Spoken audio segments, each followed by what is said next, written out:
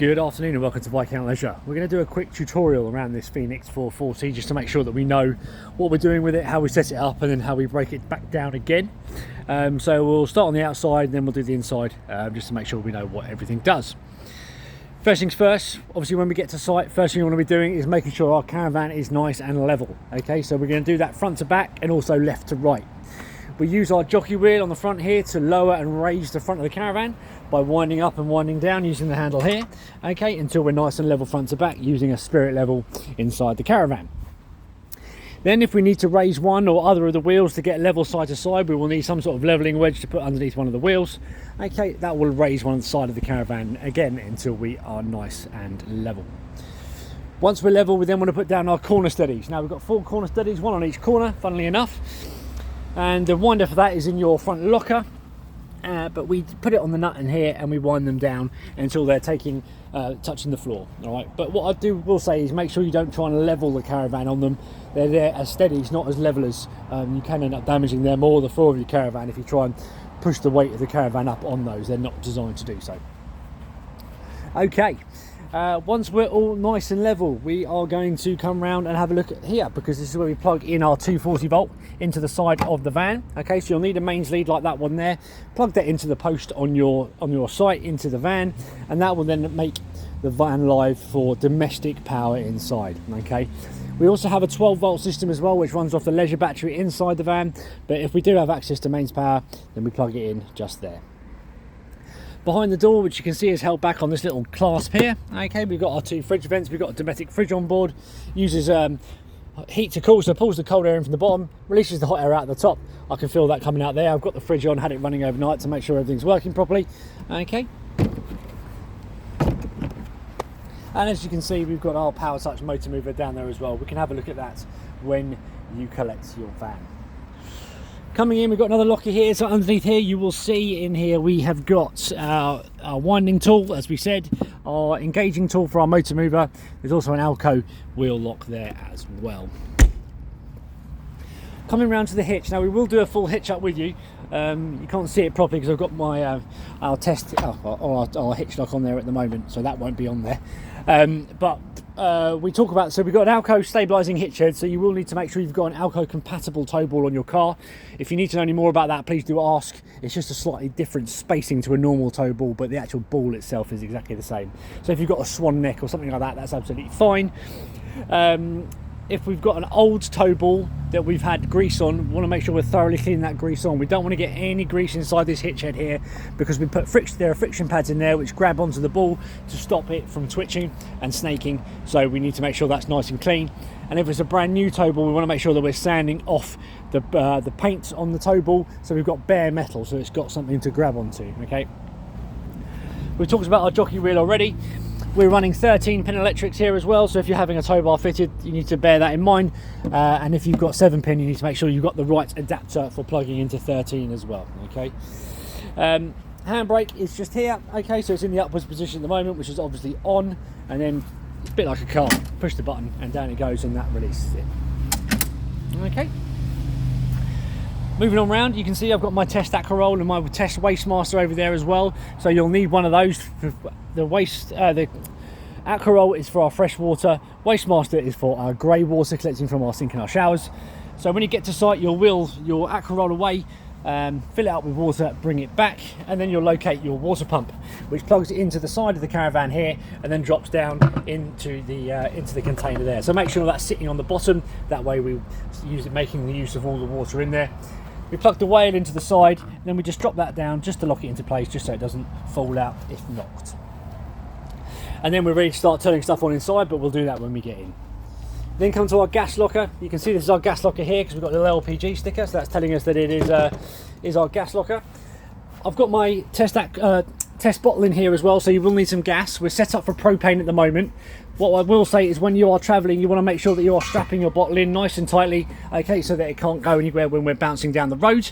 And also making sure that you are turning off your power, your gas bottle from the top here, just by screwing it all the way down, okay. But then of course when you get to site, you want to open it all the way up to allow the gas flow to come through.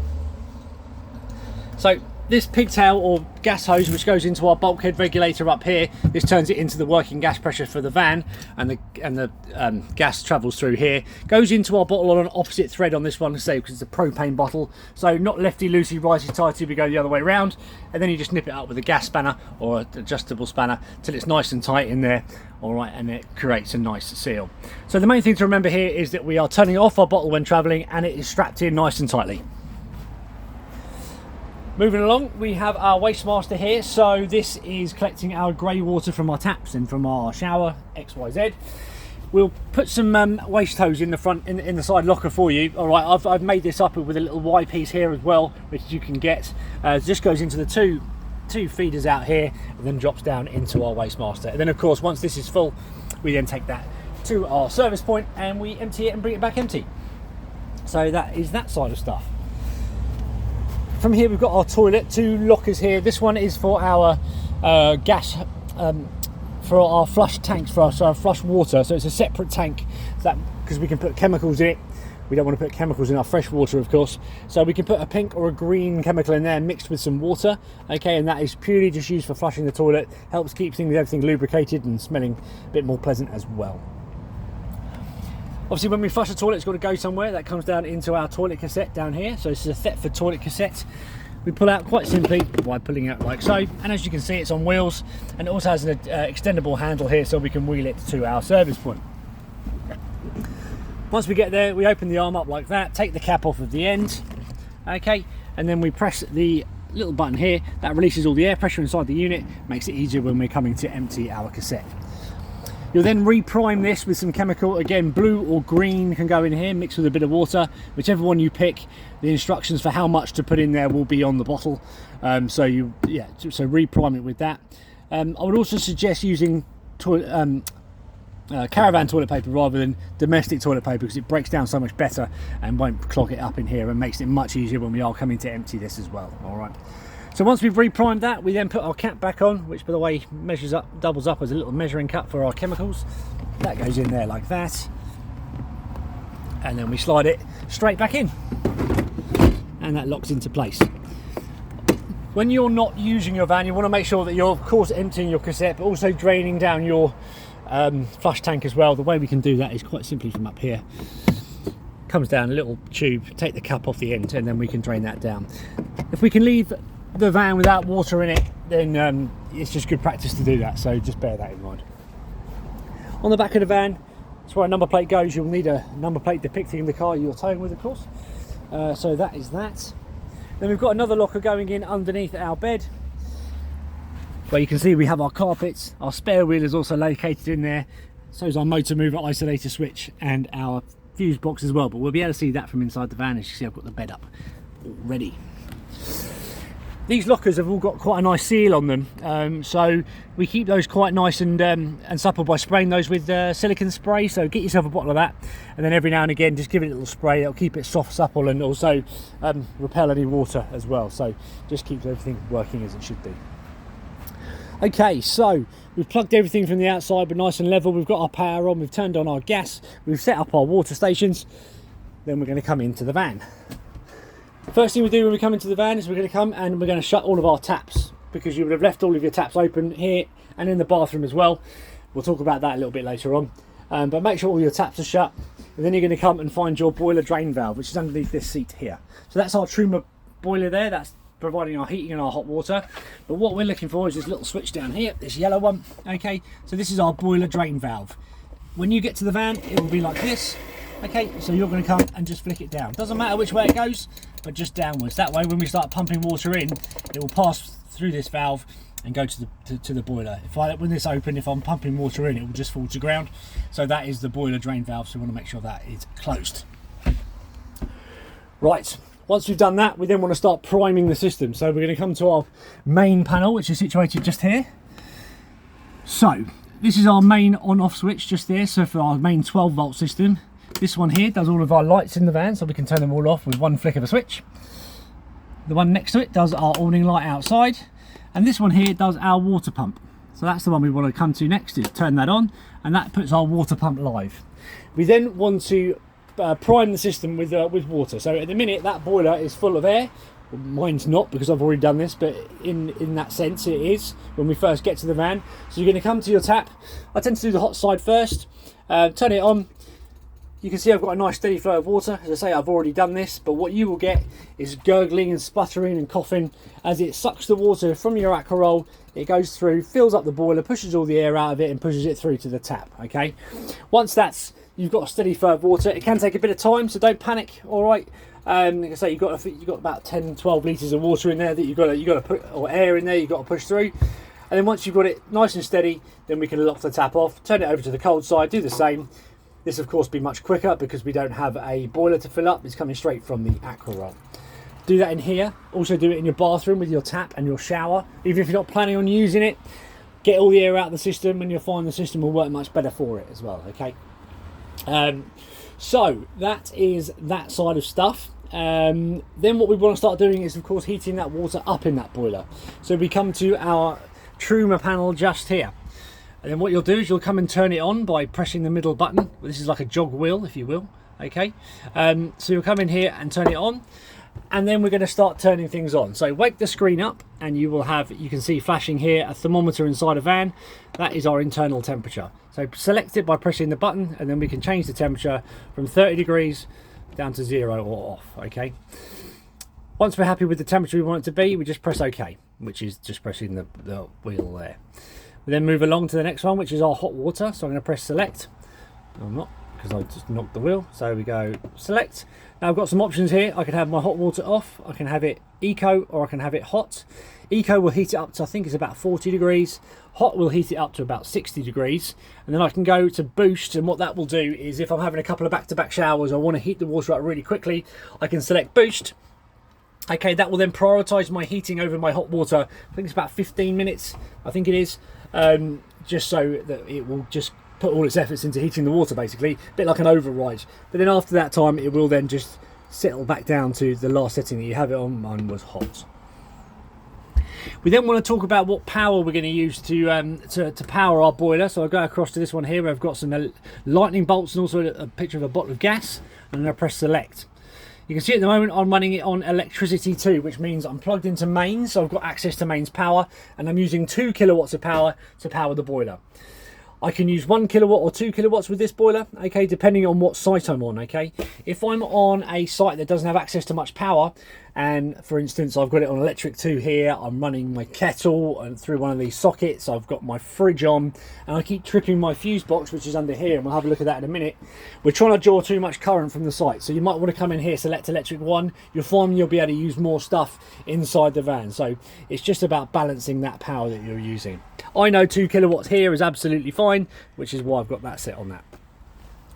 If I'm wild camping, I'm in the middle of a field somewhere and I don't have access to mains power, I would then come in here and I would turn this down to gas. Press OK. That then lights the boiler down here on gas, and that will provide my heating and hot water purely from the gas, obviously making sure that I've got enough gas in my gas bottle to do it, and that I've turned my gas bottle on as well. What I can do also is I can do a combination of the two, so I could run 1 kilowatt of power and gas, or 2 kilowatts of power and gas. So if I was winter camping, I wanted to heat everything up really quickly, I might put it on mix 2. Then once it's all up to temperature, I would then drop it back down to just electricity, but you'll come up with your own ways and means of doing things. I can then select my fan speed, okay, so I can have my fan on eco or on high. Obviously the higher the power of the fan, the slightly noisier it is. We've got these air vents dotted around the van, which is blowing the air around. We can shut each individual one off or change the direction of the air, as you can see. But obviously eco doesn't blow it as hard, and high blows it, faster. So you might use eco at night, or you'll come up with the way. There are plenty of other settings you can go into as well. I'm not going to go into that now. We just want to talk about the basics. In your instruction manual that will be in your book pack in the top drawer there, you'll be able to have a look in there. But the main thing is temperature in the van. Is my hot water on, off, or on boost? What power am I using? And if I'm using electricity, how much am I using of it? And then my fan speed. Okay, so it's quite simple. I say you can set timers and priorities and all sorts of stuff, but you'll have to have a look at that if you wish to. I've never really felt the need to myself. Right, so that's all that side of stuff. Then what we'll talk about is this fuse box down here. Okay, so if I can get around there. So here it is here. So we've got two sides to this. The bottom bit where you can see all these coloured things, this is our 12-volt fuses, all right, blade fuses like you get in a car.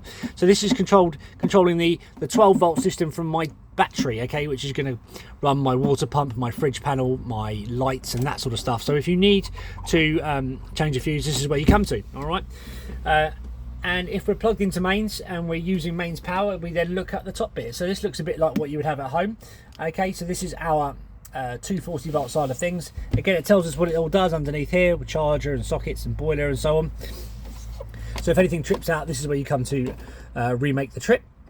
This one here is our main RCD coming into the van. Okay, so if yeah, so from a safety point of view, if you're struggling to get your domestic power sockets working, or you can't get your boiler to work on mains electric, chances are it's a problem where you're plugged into, because they will also have trip switches like these, or you're not plugged in, your lead's not plugged in properly or something like that.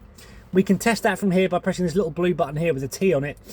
If I press that button here and nothing happens, these stay in the upwards position, I've got no power coming to this box, so it's a problem with where I'm plugged into.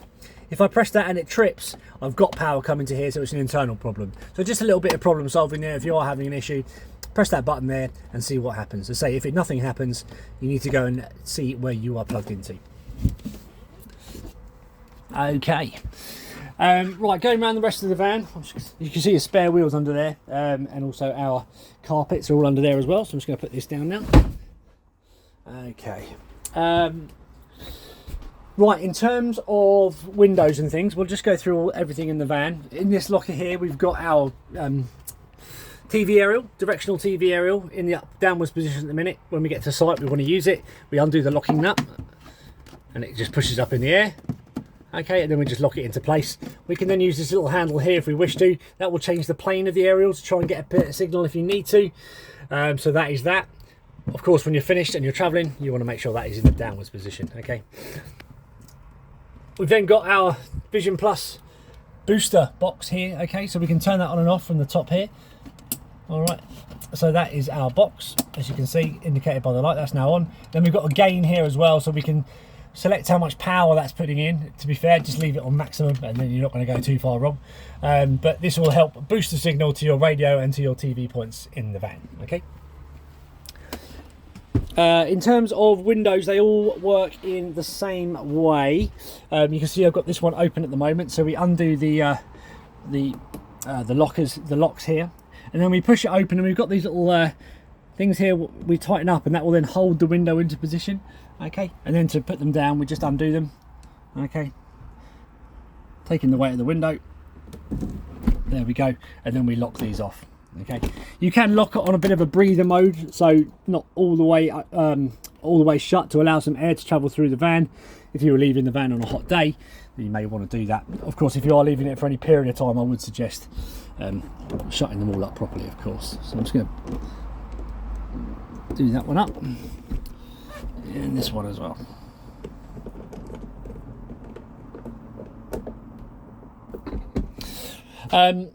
We've also got blinds and fly screens all over the van as well. So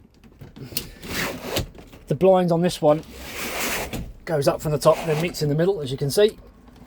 So it's easier with two hands. So there she sits. And if we want to use the fly screen, we have to pull this one down so far, and then the fly screen will then meet that one as well. Okay. But any window that opens will have a fly screen. If it doesn't open, it won't have a fly screen. But yeah, it's simple as that, really. We've also got our coffee table just sitting here. And obviously our drawers, a little bit more storage down underneath there. You can see our speakers there for our stereo, which is just here. Okay, so we can turn that on and off by pressing the top corner button there. There we go. And we've got our volume there. We've got USB. We've also got Bluetooth audio, and we've got an aux in there as well. So we just use the source button to go through what we want and connect our phones to it, and we can play all of our music. And then to turn it off, just press that button there. In terms of light switches, they're dotted all over the place, but you can see we've got these little individual reading lights here. Okay, so they just have a little push button. We've also got another little light switch here, which does our down lighters just there. Okay, so that's just hidden underneath there. They do like to hide a light switch. Right, so let's go through all the cupboards and just make sure we're not missing anything. Okay, all is fine there. We know how the bed works on this one. The slats pull out from here. Okay, then we drop our cushions in. We sleep on this side, so the upside down side, and I would suggest, you can see we've got a bit of a bolster on here. Have these flipped over so the bolster is by the window, and then drop the back cushions into position through the middle there. Okay, but that's all really simple, nice and easy. Right, let's talk about the kitchen. We talked about the water, but obviously hot, cold running water with a mixer tap. As I say, this does heat up to 60 degrees if you've got it on height, so that does get very hot. Of course, you can mix it with cold, but just bear in mind, if you've got kids, that is very hot water coming out of there. 2 domestic plug sockets here that, of course, you can only use when you are plugged into mains. Okay, and we've also got our kitchen light switches just here as well. There's a little drawer in there, and also some cupboards down here. This one has got our gas isolator switches in it, so if you need to isolate anything, it does tell you what they all do. Then this is where you would come to do so. I've never had the need to myself, but it's always good to know where to come to. In terms of the hob, okay, so if I put this all the way down, we've got that one give you extra space, and then when you want to use the hob, this clips up here, like so, and that just stops that bouncing around. And then this one pops up over the top. When we're traveling, make sure that you've got everything down, just stops everything damaging, especially the glass. So just bear that in mind. So we've got 4 gas burners here. I'm not really going to teach you how to use an oven, but the igniter switch for it is here. And then we turn them on and then just press the button. There we go, and that lights up. I would suggest when you first get to a van, I'll turn your gas on. Come and light one of these for a minute or so. Again, a bit like we got all the air out of the water system, we get all the air out of the gas system as well. Okay, separate grill, and then there's our oven down here. Just bear in mind, this is a domestic oven, so it is, sorry, it's not a domestic oven, I should say. It is a caravan oven, so things may take a little bit longer to cook than you expect, but yeah. Just keep that in the back of your mind. Let's go around this side. We've got our microwave in here. I would normally say don't travel with the plate in it, but this one doesn't have a plate, so that is good. We've got another light switch down here, which does our uplighters there. And another 240 volt socket, a 12 volt socket, and a TV aerial socket. Okay, so that is all of that. So basically, you put your TV here, and you can watch it from your sofas over here. And then we have our fridge underneath it. So we have a Dometic 3-way fridge, as we know. We've had this on overnight, so it's all nice and cold in here actually. Just making sure it's all working. You can see all the ice forming on the back of that, so that's all working nicely as well. Lovely and cold in there. So we can change, so we've got an on-off switch, a button for our fridge, sort of touch sensitive buttons, okay, and then we can select the power that we're using. I've got it on auto. I would suggest this is just what to leave it on really, because it knows I'm plugged into mains, so it's choosing its preferred power source. So if I wasn't plugged into mains, it would know to switch to gas, and then when I plug into my car, it will know to switch it over to my car mode. Even though it says a battery, that doesn't mean the battery in the van. That's kind of the 12 volt system from our car that we can use when we're traveling. It's not quite powerful enough to chill it down, but it will maintain a temperature in there. So if you want to travel with stuff in the fridge, I would chill it down on gas or electric first, and then switch it over to that setting. Okay. I can change the temperature of my fridge by using this button here. Okay. And I can also manually change the mode. You can see that's beeping at me saying, hang on, that doesn't work. That's because I'm not plugged into the car. I can light the fridge on gas, and that will light the fridge on gas. Again, making sure I've got enough gas, of course, and my battle is turned on. Or I can switch it to mains, or as I say, just auto, and it will select what it wants to do. Right, we'll have a quick look at the skylights. So we've got one open here, so it's in the open position, and the way we open these is quite simply like that, and then we press the button and pull back. We can have it in different settings, or openness, if that's the right kind of word to use, I'm not sure. Same with this one here. Okay, we've looked at the bed. Our freestanding table is just here, so that's for our dining area or for outside or wherever you want to use it, I suppose. And we also have our wardrobe in here as well. Just under there is where your battery sits. It's just in that one there. And then we talk about the toilet. Again, we've got individual reading lights here, as you can see. Right, toilet from the inside, okay. The flush tank is sitting in the top here, and our cassette is sitting underneath here. All right, so this moves around if you need to, depending on how long your legs are or whatever. So don't worry, it's all nice and clean. So we use the toilet in the normal way, okay, and then we press the flush button, which is just here. There's nothing in there at the moment, but that will then spurt some water through in there, and you'll either have pink water or green water, depending on what chemical you've used, come out of there. And then what we then do is use this lever here to open the gate for everything to drop into the cassette. So we push that to one side. That opens the gate, everything drops into the cassette, and then we pull this back round again, making sure we go all the way over as far as it will go, because that's what's creating that seal and keeping everything locked away and not smelling too bad in your van. All right. If you're struggling to remove your cassette from outside, the chances are it means you haven't quite shut this properly, because it won't come out unless this is completely shut. So don't try and force it out. Come in here and check that. We've then got our sink in here, of course, so you'll have purged the system in here, so you'll have hot, cold, running water, and the same in the shower. And our shower cubicle door is held back here. Again, while we're travelling, you always want to make sure everything is secure as possible, that way we don't break anything. Light switch is just in here, and we have these skylights here, directional skylights I suppose, which are completely open at the minute, but I could shut one side or shut the other depending on what way the wind's coming from. We've got one of those in there. We've also got one in there as well with a fly screen as well. This one's got a blind fly screen as well. So that is kind of the basics really. What we'll do is we'll say, great, we've been on holiday, we had a nice time.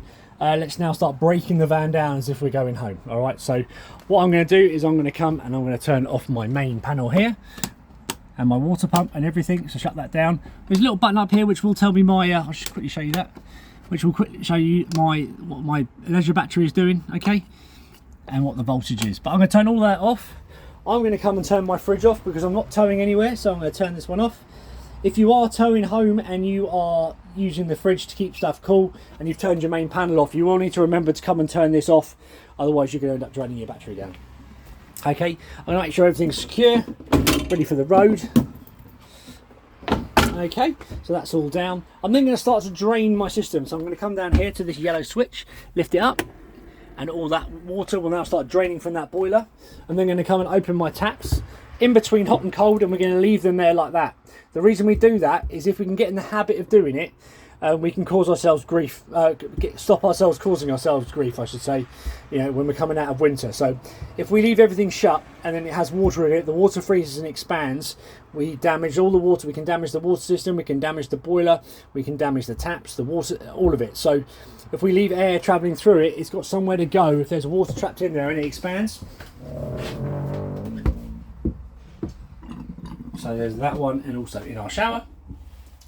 So if you can get in the habit of doing that every time, then you're not going to go too far wrong. Okay.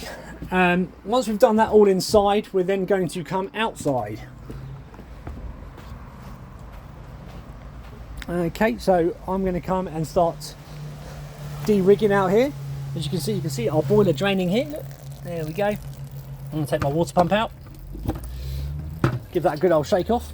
I'm going to put this under the front seat with all the other bits and pieces. Most people keep them in the sink if you've got lots of stuff in the locker. That way they don't get damaged. All right. And also they've got somewhere to drain as well. But I'm just going to put that in there so that everything is together. Okay, you then empty your rack roll, stow that away. Empty your waste master, stow that away as well. Come in here, make sure your gas bottle's switched off. All right, ready for the road. And also strapped in, of course, as well. I'm going to remove this bottle in a minute with my spanner because this is my test bottle.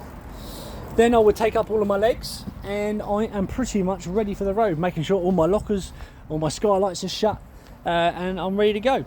Of course, we have a motor mover as well.